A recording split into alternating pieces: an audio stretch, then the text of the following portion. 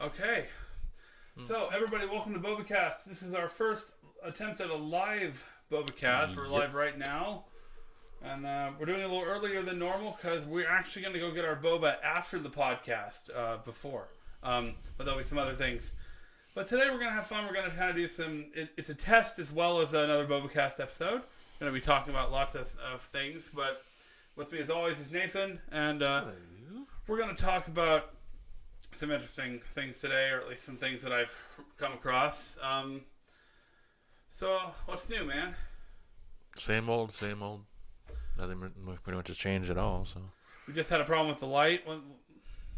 The light was really old, and that thing came off the bottom of it. yeah, the bottom part of the light came off. It was old.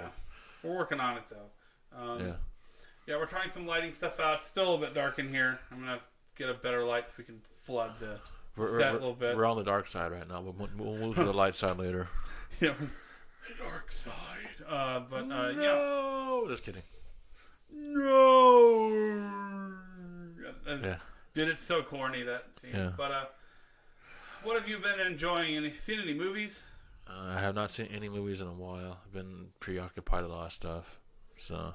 What are some of your go-to movies? Because everybody has like a movie where like, I got some spare time, I want to put on a movie right now. Like, what's one of your go-to movies? I'll give you a hint. Racing. Just kidding. Fast and Furious. Anything Fast and Furious. Cars, documentaries, you know. I actually found out I do like documentaries. Like, I'm watching history in the wars and stuff. It's pretty cool kind of thing. So, but yeah, that's my go-to thing is pretty much that, or anything comedy. You know, I might still want to go see the new Bad Boys movie. I haven't seen that yet. So, and I think I have to wait until May when the new Fast 9 comes out. And I think after that, there's another movie coming out the same week, I think. But I forgot which one it was. But yeah. So. Yeah, I have a really funny one. My one of my go-to movies for some reason is Stomp the Yard. I don't know why. It's one of those films where it's just entertaining. You have the New Gamma Xi Wolf Pack and the Theta Nu Theta Pythons or whatever they are. They go, "Oh, we the Pythons," and all that stuff. It's just interesting to me because I wonder out there because I see that movie and I see stepping in it, you know, and then I'll find another movie around the same time called Drumline that came out. Same thing. It's about marching bands, but it's got a bunch of women from a fraternity doing like a step show. Stepping is, you know, that thing where they use their bodies to create the rhythm, which I think is really kind of neat. But you might as well watch what's it called, The Comebacks. The Comeback is really good. Yeah. I consider it the last great parody film before, you know, the really came out. You know, like, I just like the guy. I'm just a bartender from Philly, hoping to someday play with his team, and I'll give it all I got. So what do you think, Coach? And the coach is playing the violin. Da, da, da, throws the violin away. It's like, you're a has-been. And it's all, you know. Yeah. But they do a. At the time, they thought they were making fun. That they had a guy who really liked My Little Pony, you know, and he goes, "This is my team. This is my turf. This is my Little Pony collection." And they didn't know that a few years later that bronies would be a thing, and there would be grown men, myself included at the time, who watched that show and really got into it. It's just a weird thing to be into. This week I've been doing a lot more work than video games. I played an early access game earlier today called Scourgebringer, which is it's weird to have a game that looks like it was made 25 years ago be in early access where you pay a discounted rate to play the game early, but what you get is not what the final game will be. It's fun. I actually beat it on like my 5th try, but there's only 3 levels and there's going to be 5, so or more. Who knows what they're going to come up with?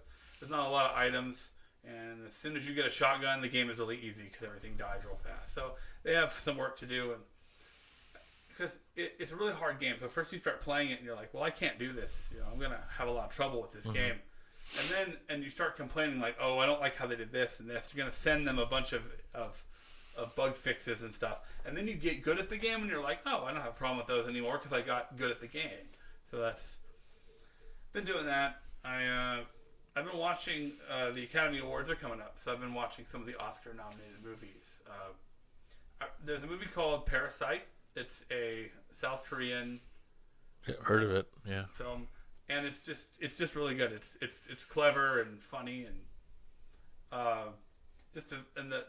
think they call it that because you have a rich family who is the kind of rich people who are they're kind of naive. They have so much money and they're not. You think someone who worked that hard and made that much money would be very clever and very smart, but they're not that smart. And this family who's very poor, they're all a bunch of con artists, and they kind of force their way or secretly kind of manipulate their way into the household. Like the two kids become tutors. The husband becomes a driver, and the wife becomes the housekeeper in the rich family's house. And then things start to escalate. Things happen. We'll just to avoid spoilers, we'll say that things happen. But I've been watching that, and the Two Popes last night. I'm having an issue. I'm watching the Two Popes, and I'm watching The Irishman, the Martin Scorsese movie. And the problem is that they're both really long, and they're just people talking a lot. Although The Irishman has, it's kind of a crime drama too, so it has action. But The Two Popes is just two guys talking. It is really good, and it's got Anthony Hopkins in it. Or not Anthony Hopkins. Yeah, Anthony Hopkins. No, wait, not Anthony Hopkins. John Voight. Sorry. Or is it Anthony? It is Anthony Hopkins. I'm getting the two mixed up. I think they're around the same age. I saw John Voight in something else come recently. I'm not sure what it was, but yeah, but it's Anthony Hopkins in The Two Popes, and he's nominated for supporting actor for that. I forgot the lead actor's name. He's really good too, and it's the guy who is, I think, Pope Benedict, who is currently Pope, and then the one who would become Pope next, when they became friends, and it's based on true events. So it's a lot of talking and stuff, and they do these. The film is really nice, and they shoot it really well done, and when the scenes get really intense, they shift into a close up, and it's all like it's kind of shaky cam a bit. Excuse me, a little shaky cam kind of on the close ups, but they did it. They're talking in a room later, and it got really weird. Like it started going way too close and shaky, and and they're trying to do these weird shots, and it totally took me out of it. I'm like, they were doing very nice.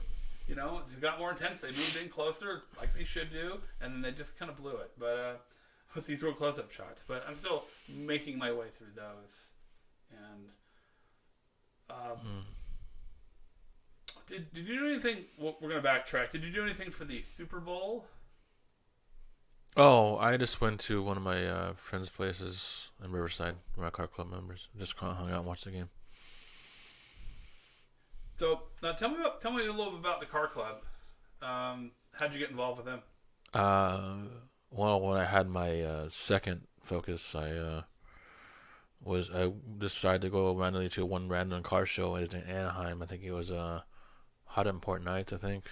And to clarify that's you had a Ford Focus that you drove. My second one, yeah. And the first one you kind of souped up. Both of them. Was that the white one? Both of them were souped up, yeah. And then you had another one. No, the silver one was first, the white one was second. Silver and then white, okay. And then it became blue. But yeah, went to that show like years ago and met one guy there. He was just checking out cars and started talking to him. Next thing you know, I said, hey, come at one of our meetings. And the next thing you know, I was in the club.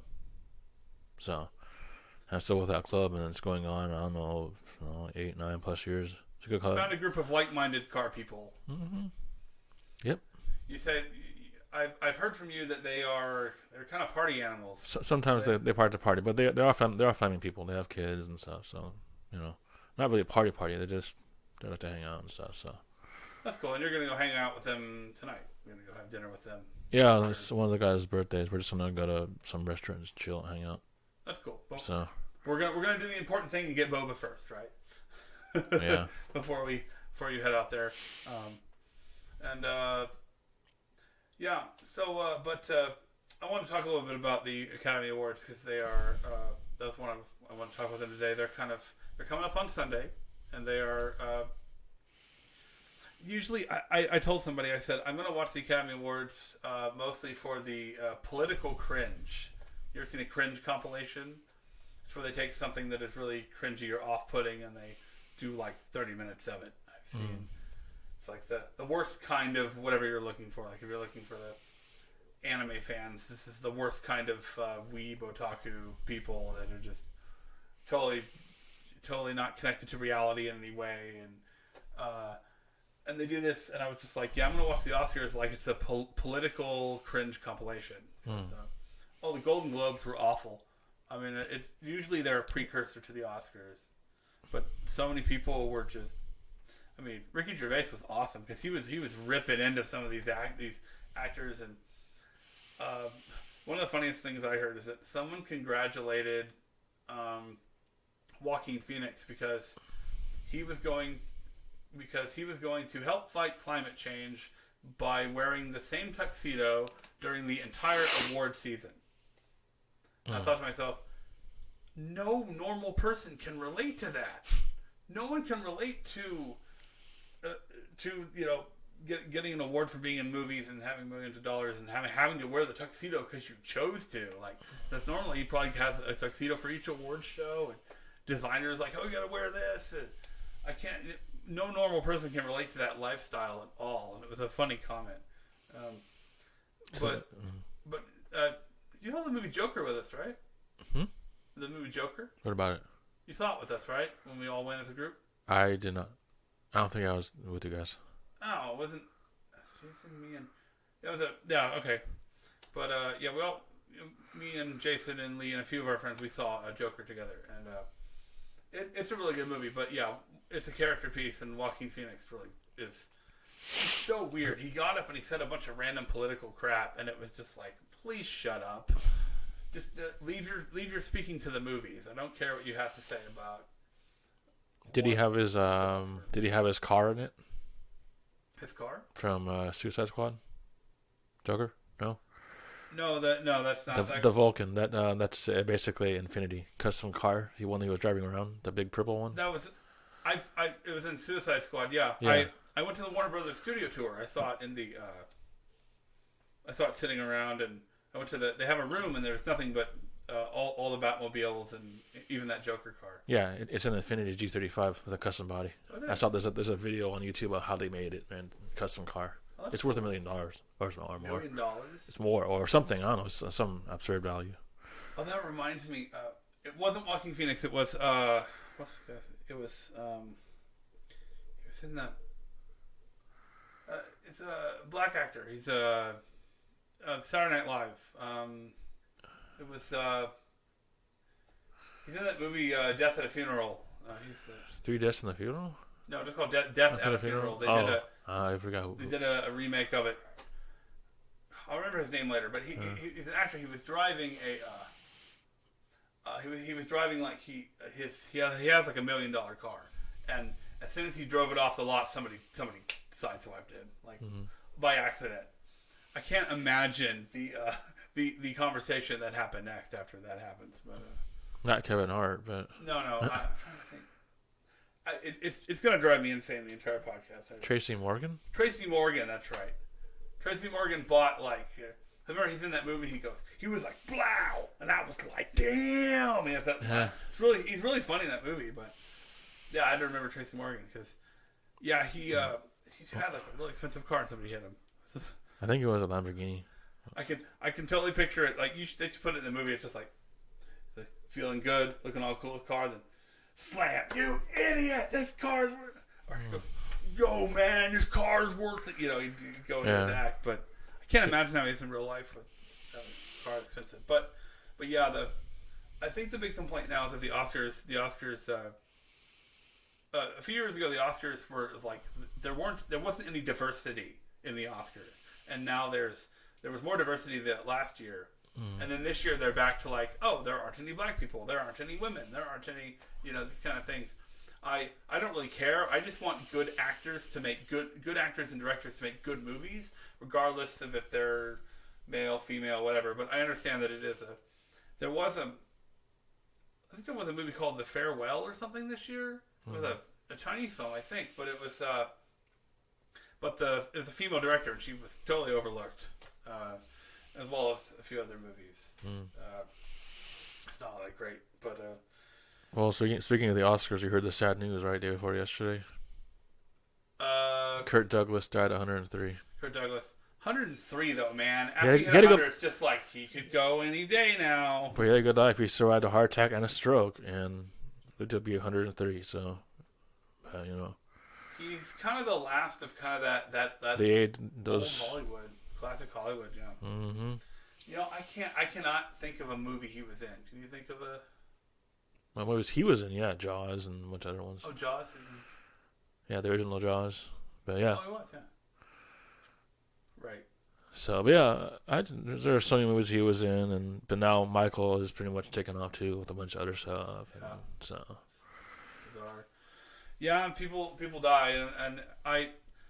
On one hand, you're like, I'm sorry for the families of that person, but you might want to pray for. You might be led to pray for them. You might want to send your condolences in some way if you like the actor. But a lot of people are reacting really, like, way overreacting, of course, to actors, and like Kobe Bryant, you know, a week or so prior. Yeah.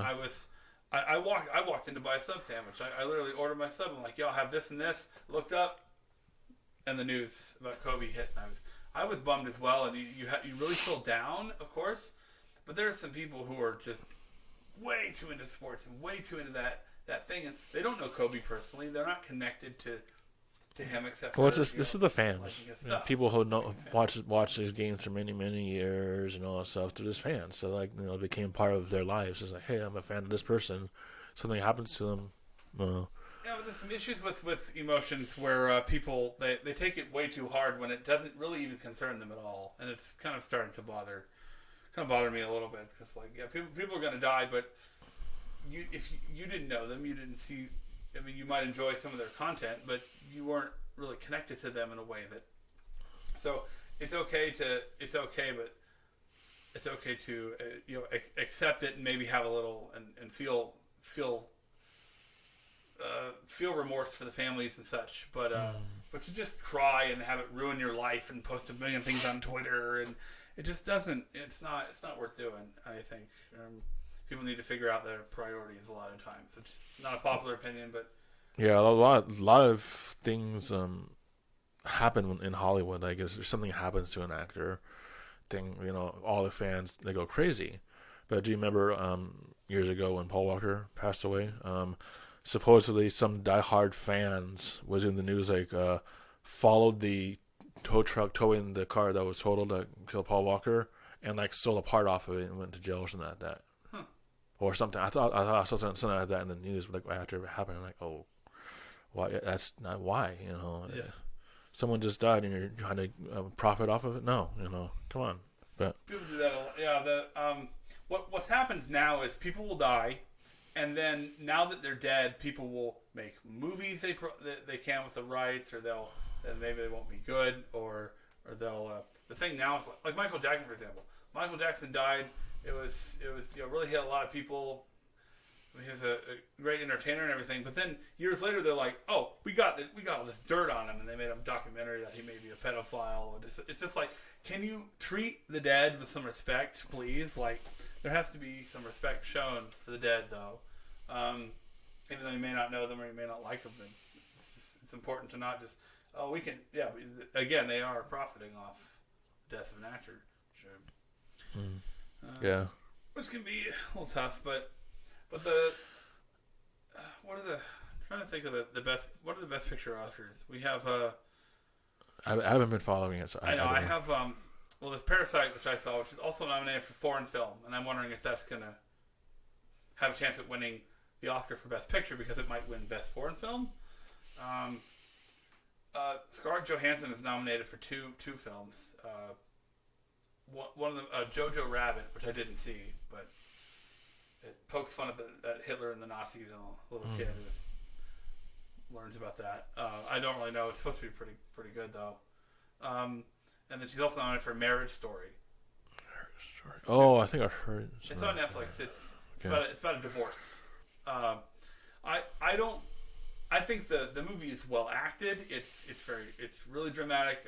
There's a scene where I saw from the trailers, and when Adam Driver and Scarlett Johansson walk into an empty apartment together, it's like, here it comes. This is going to be the big scene, and it is really just an amazing feat. I mean, if you're going to show somebody a scene and go, this is why they're great at, Adam Driver and Scarlett Johansson are great actors because they're in this scene, and you show the scene. It's really amazing. But also, by the end of the movie, she kind of, it's a little way too on the woman's side, and the guy gets kind of shafted, and like, oh, you can take care of the kids because I'm allowing you to, and they kind of humiliate him a little more than they should for my taste, but. And also, it's kind of like almost like saying, families can stay together even with a divorce. And from at least in my upbringing in the church and so forth, that divorce is horrible. Like divorce is a horrible separation for the kids, for the adults. Mm-hmm. And when you kind of put it in a movie, and the story is good, but as far as the movie, it seems like you're almost it's almost wrong in that respect. Where divorce is really horrible, and you shouldn't have to. You're like, oh, we're still a family even though we're divorced. No, this family is torn apart. I mean, families can kind of do a little bit of that, but and they've dealt with divorce in much better ways. I think Mrs. Doubtfire deals with divorce better than Marriage Story. But the one thing I learned from watching Marriage Story is that if I ever get married, I want to cling to my wife. Like, I never want to get divorced, because just the part where he goes to the lawyer. And they go through all the tax stuff, and you got to pay this, and like, you need to go to court, but you don't want to go to court, but you pretend like you're going to go to court, and you have to do all these things, and there's lawyer stuff, and the fees, and like, I got this lawyer, but you have this lawyer, and, family law stuff, and it's just, I don't want to. That movie made me never want to see anybody or go through a divorce of my own, because that would be just horrifying with all that. I don't like that kind of stuff anyway. But the movie is fine. I mean, that's why they're both nominated for actors in that movie. But I think you saw Ford versus Ferrari with us though, right? Mm-hmm. Well, that's also nominated for Best Picture this year too. Did Kristen Bale get anything for it, or just the movie itself? Yeah, the I think producer. Just the movie itself. Okay. Maybe he did. I'm not really sure. Or Damon? No. I don't think Damon got nominated, but that is the new dad movie. It's the new kind of like cool dad movie, and even someone like me who's not into cars so much, I really like that one. Did you like it? It was pretty good. I liked it. Yeah. At the time, if I really had the money, I wouldn't mind buying a Ford GT. But the thing is, you had to get approved to buy one. Why is that? That's something, I think. Something that Ford does. You basically had to apply for one, because they're like, what, $100,000, $200,000 cars. Oh, right. Well, I'm sure they're probably going to be getting a lot more offers after the movie hit. Who knows? I'm not sure they may produce them anymore, but they might only limit a number. But I don't know. But yeah, those are cool cars. Or I can buy a GT500. Those are cool. Eleanor from Class 60 Seconds. Those are good cars.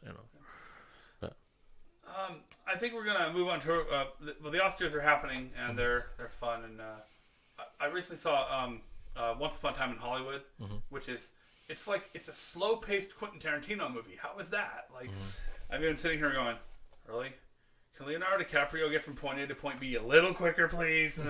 But the end is typical Quentin Tarantino. By the time a girl's getting torched by a flamethrower in the last scene, you're just like, yep, that's Quentin Tarantino. But one of my favorite, they interviewed Quentin Tarantino, and they go, your movie, there's a lady interviewing him, and she's like, your movies have so much violence and gore, and how do you condone that, or why do you do that? And Quentin's response was, because it's so fun, Jan. And Quentin, he's crazy. He says "all right" a lot, and he's Canadian, isn't he? I'm not sure, but when you see him in person or acting or being interviewed, he's a total lunatic. And you go, how can this guy make a movie? Like, he's totally weird. And then you see his movies, and you're like, dang, he makes a dang good movie. It's like, how? I can't connect the movie to the director in this case. Most directors look really professional. Yeah. But you know that he's a film nut because all his films have some kind of spaghetti western or whatever it is. He'll do something that looks like that. Yeah. Do you know? I remember there's actors that are, cool with their fans and everything like that. I remember seeing a video. I think it was recently. There was some sort of interview going on or live panel with Keanu Reeves. And a fan asked Keanu Reeves a direct question or something like that. And the guy running the actual panel says, "Oh, say that for later, please." And, before we move on to the next question, I think Keanu Reeves got up and went to that fan and said that. And he commented, says that's not cool, dude, because he's there for his fans. Yeah. Keanu Reeves, you see him probably in New York on the freaking bus, He's worth millions. In New York. I think so. He's worth millions of dollars and stuff, and he's like an average Joe, Better have a bodyguard with him. Who knows? Oh, he doesn't need one, does he? He's John Wick. He's John Wick, yeah. Because you see him in those shooting ranges, just like, he can handle himself, I'm sure. Probably has a concealed carry permit. He knows what Taekwondo and a few other martial. He's up there. Like, wow. That's why he doesn't worry about. There's an old joke on that show, Just Shoot Me. I use the old sitcom. I use it in a bunch of my videos, but where Jack Gallo gets a briefcase that has an electric taser on it. Oh yeah. And he goes, "Tonight I'm taking the subway," and just like Keanu Reeves is just like, "Yep, let's get on the subway." I'm sure people like his stuff, but he might get some flack too. But there's a film called Man of Tai Chi, where Keanu Reeves fights the other guy, and he does his own martial arts. The final fight is done. Briefly though, the other thing I wanted to touch on in this week's. If you're a regular listener of Bobacast, I know there's only like 10 of you right now, but if you listen to this podcast on a regular basis, we'll be doing them every other week, I think now. I think it's on a bi-weekly schedule.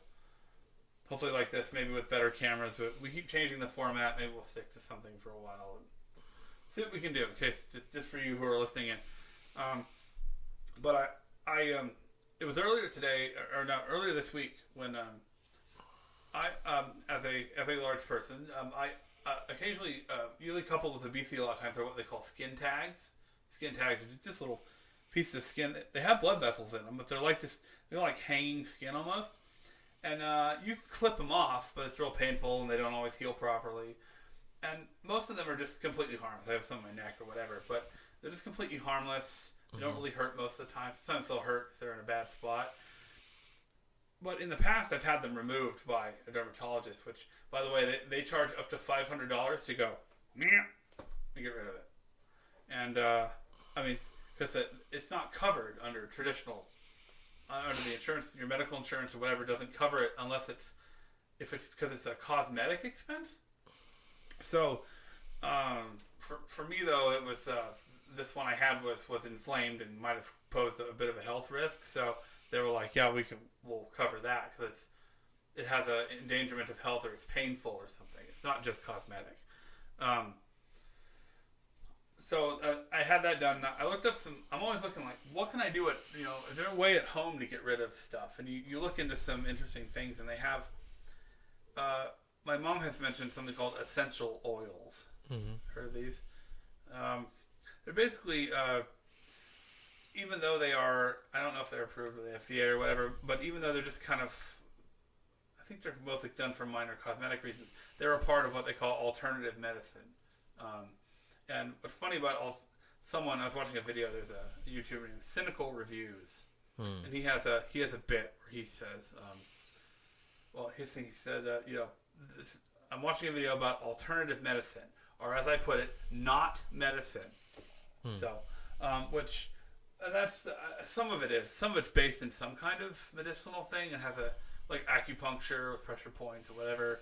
But for the most part, it's maybe a little frowned upon by certain medical professionals. But I was looking some stuff up, and Gwyneth Paltrow, who is an Oscar-winning actress herself, has this company using her initials, and the company is called Goop. Goop. Goop. I looked it up, and it is everything from crystals to spiritual healing to candles that are supposed to smell like a lady's parts. I'm not going to get into that, and they're so weird. And of course, it's Gwyneth Paltrow thing. It has her celebrity endorsement, so they're like $500. You know, it's like yeah. I remember speaking of Kevin Hart, he has a docudrama on Netflix, and he had a thing where he bought all of his friends Versace clothing. And I was just curious. I said, okay, how much is a Versace jacket like that? It's like $2,000. You know, it's like ridiculous. And that's what, you know, celebrity endorsed anything in fashion and stuff, but especially Gwyneth Paltrow and her Goop stuff. And they have these crystals that do whatever. And like, it's alternative medicine. None of it is proven. None of it is. It's just really strange. They have these people who glide their hands over people. It's supposed to be like they're healing them. And apparently there was a 9-year-old girl who had them put these healers put their hands through like a cardboard and put a barrier between them, put their hands through the cardboard so they couldn't see the little girl. And she put her hands under one of the things, and these people would try to, through the energy of their hand, feel where the 9-year-old girl's hand was over theirs. Mm-hmm. But the problem was they kept getting it wrong. And this 9-year-old girl basically disproved this like weird type of healing that they were doing. Mm. You've seen a martial arts movie, and seen those movies where they burn the incense and they put the things to ward off the spirits, and they do these crazy like. They have those little glass things that go boom, boom, boom, and they like skin gets kind of caught in the glass, and like all that weird stuff. And I'm sure people have been cured or healed or had their lives helped by some of that, but don't buy Gwyneth Paltrow's Goop. Just don't. It's gotta be horrible.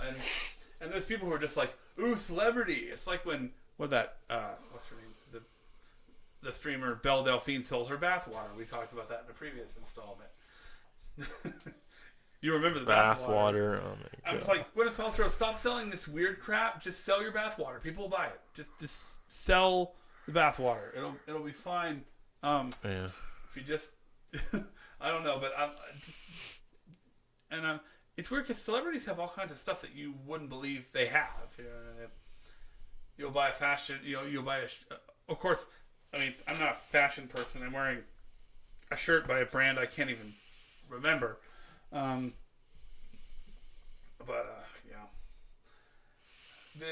Enjoy the Oscars, but stay away from celebrities and their weird fashion trends. I don't know what's up with that. Unless they make great products, which Gwyneth Paltrow is not making great products. She's messing around. But before we close, we have a thing we call the object of interest. And if you can see them, today's objects of interest are these, and they are little boba drinks. They are adorable. I found them on Etsy, I think. Right? And it was funny because I have a little brown one and a little pink one. And when we went to get boba the weekend I bought them, we went out to get boba the same weekend, and I had a strawberry milk tea, and you had the regular, brown milk tea, and I was just like, haha, look, we ordered what I just bought. So that's humorous. Well, like minds think alike. Like we always get the same thing pretty much every, almost the same thing. But you could just put it flat. Oh, okay, you got it. So. Yeah, but they're adorable. I found them on Etsy. That's cool. Nice. And I subscribed to the Otaku box and actually sent me a good figure this time. It's Figures. It's Rem from ReZero. Figures are sending with that. Okay. I've never seen ReZero, so I don't. But yeah, bunch of stuff, bunch of random nonsense. So enjoy the Academy Awards if you're going to watch them. If not, enjoy them as a cringe compilation, and just watch. But be careful who you follow in terms of, especially with celebrities, because you don't know who you're going to run into. But hope you enjoyed our little live Bobacast discussion. We'll be, seeing how it works out, and it might be a horrible disaster, but it's fun to try and mess around, and we're gonna go enjoy our boba. And so this is Bobacast this week. We didn't do our introductions. I totally forgot. But I'm Dan T from Twisted Manor Productions. This is Nathan, and we are signing off. I want to say have a good one, but that's what Rich of Review Tech says. So see y'all later. Bye. Mm-hmm. Yeah. Hold on, I gotta stop the stream. Let's actually stop the stream now. This is weird. Here we go.